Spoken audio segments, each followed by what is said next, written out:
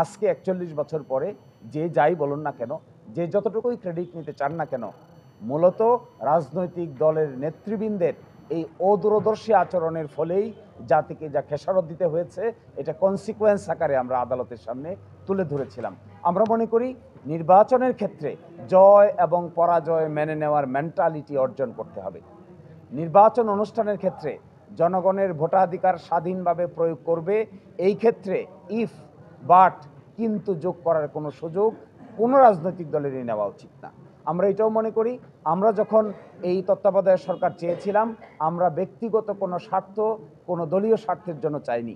আমরা চেয়েছিলাম ডেমোক্রেসি বাংলাদেশে এস্টাবলিশ হোক, বাংলাদেশিক সিস্টেমটা, কনস্টিটিউশনালিটিটা আস্তে আস্তে গভীর ভিত্তির উপর দাঁড়াক। মাঝখানে অনেক মিসহ্যাপ হয়েছে, অনেক অসুবিধা হয়েছে, শেষ পর্যন্ত এখানে আমরা আসলাম ফিরে। পরবর্তী দায়িত্ব হবে সকলে মিলে Democratic environment in the society, free fair election and credible election ব্যবস্থাকে সকলে মিলে শক্তিশালী করা। এখানে দলগত বিষয় নয়, জামাত কিংবা বিএনপি বা অন্য দলের বিষয় নয়, রাষ্ট্রের বিষয়, সংবিধানের বিষয়। So we hope the country will run in a very Democratic atmosphere in near future, এবং সেখানে ফ্রি ফেয়ার ইলেকশনই হবে রাষ্ট্র চালানোর মূল মন্ত্র। আমাদের পক্ষ থেকে এতটুকুই আমাদের কমেন্ট। পঞ্চদশ সংশোধনীতে তত্ত্বাবধায়ক সরকার ব্যবস্থা বাতিল করে অ্যামেন্ডমেন্ট আনা হয়। এই অ্যামেন্ডমেন্টটাকে আমাদের হাইকোর্ট ডিভিশন বাতিল ঘোষণা করেছেন। আংশিকভাবে তত্ত্বাবধায়ক সংক্রান্ত পোড়াটাকেই বাতিল করেছেন। তার বিরুদ্ধে আপিল দায়ের হয়েছে, লিভ হয়েছে। এই লিভ শুনানির জন্য পেন্ডিং আছে। সাবজেক্ট টু কি ডিসিশন সেখানে হবে, এটার জন্যও অপেক্ষা করার সময় দরকার বলে আমি মনে করি। তা না হলে একটা জিনিস পরিপূর্ণভাবে সেটেল হবে না, একটা বিতর্ক থেকেই যাবে। সেই জন্য ইনিস এন্টায়ারিটি শেষ করতে পারলে ভালো হতো। আশা করি ওইটাও দ্রুত নিষ্পত্তি করা হবে। আজকের রায় তো তত্ত্বাবধায়ক সরকার সিস্টেমটাকে বাতিল করে যে রায় দিয়েছিলেন তার রিভিউ করে বাতিল করা হলো। এর মানে কি, তত্ত্বাবধায়ক সরকার ব্যবস্থাটা বহাল করা হলো।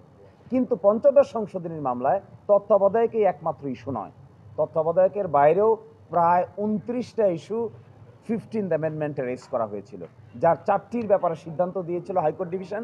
বাকিগুলোর ব্যাপারে হাইকোর্ট ডিভিশন বলেছিলেন পার্লামেন্টের উপর ছেড়ে দিয়েছেন। এর বিরুদ্ধে আমরাও আপিল করেছি, জনাব বদিউল আলম মজুমদারও আপিল করেছেন, আরও ক্রস আপিল হয়েছে।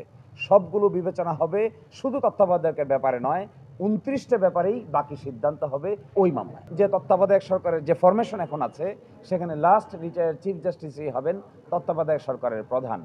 কিন্তু এটা বর্তমানে কার্যকর হচ্ছে না। আপনারা ইতোমধ্যে জানেন যে জুলাই চার্টারে, যেটাকে গণভোটে পাঠানো হচ্ছে, সেখানে 4টি অপশন দেওয়া হয়েছে। এই 4টি অপশন যদি গণভোটে অ্যাকসেপ্টেড হয়, তাহলে নতুন পার্লামেন্টে সংবিধান সংস্কার সভায় যদি এটা গৃহীত হয়, তাহলে তত্ত্বাবধায়ক সরকারের ফরম্যাটে আমূল পরিবর্তন আসতে পারে। এটা নির্ভর করবে জুলাই চার্টার গণভোটে অ্যাকসেপ্ট হলো কিনা, অ্যাকসেপ্ট হওয়ার পরে সংবিধান সংস্কার সভা ওই ফরম্যাটটাকে গ্রহণ করলো কিনা। যদি গ্রহণ করে, তাহলে বর্তমান ফরম্যাট সেখানে চতুর্থ অপশন হিসেবে আছে, প্রথম অপশন হিসেবে নাই। রিভাইভড, রেস্টোরড বাট নট কার্যকর, revive, restored but not enforceable. কার্যকর না, কার্যকর হবে প্রসপেক্টিভলি। প্রসপেক্টিভ মিনিং দেয়ার বাই চতুর্দশ সংসদ নির্বাচনের পর থেকে, তার আগে নয়। এবং তিনি বলেছেন, শব্দটা যে ব্যবহার করেছেন মাননীয় আপিল বিভাগ, ক্যান অপারেট, the তত্ত্বাবধায়ক সরকার সিস্টেম ক্যান অপারেট অনলি প্রসপেক্টিভলি। এটা বিতর্ক এড়ানোর জন্যই এই লাইনটুকু অ্যাড করা হয়েছে, যেন এটা নিয়ে আমরা এখনই বিতর্ক না করি, তাহলে বর্তমান সরকার থাকবে কি থাকবে না, কেয়ারটেকার গভর্নমেন্ট এখনই হবে কি হবে না, এটি আপিল বিভাগ ক্লিয়ার করে দিয়েছেন, আর কোনো বিতর্কের অবকাশ থাকলো না।